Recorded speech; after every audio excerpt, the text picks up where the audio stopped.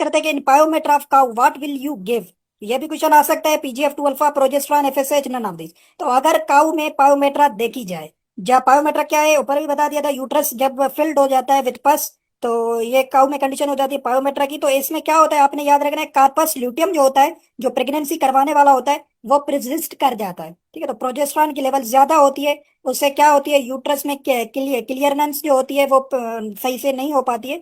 तो इसका ट्रीटमेंट ही हमसे पूछ रहा है कि अगर पायोमेट्रा हो जाती है काउज में तो उसके लिए आप क्या देंगे। तो ये ट्रीटमेंट आपने याद रखना है, इसमें दिया जाता है पीजीएफ2 अल्फा, जिसको प्रोस्टाग्लैंडिन F2 अल्फा भी कहा जाता है। ठीक है, तो ये क्या करवाता है, ये करवाता है पीजीएफ2 अल्फा, आपने याद रखना है ल्यूटोलाइसिस करवाता है। ल्यूटोलाइसिस कहा जाता है break down of corpus luteum.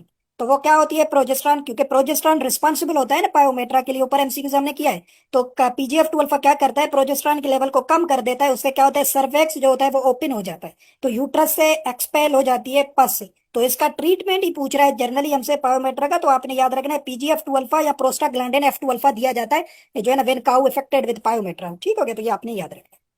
बाकी एफएसएच क्या होता है, फॉलिकल स्टिमुलेटिंग हार्मोन होता है, इसका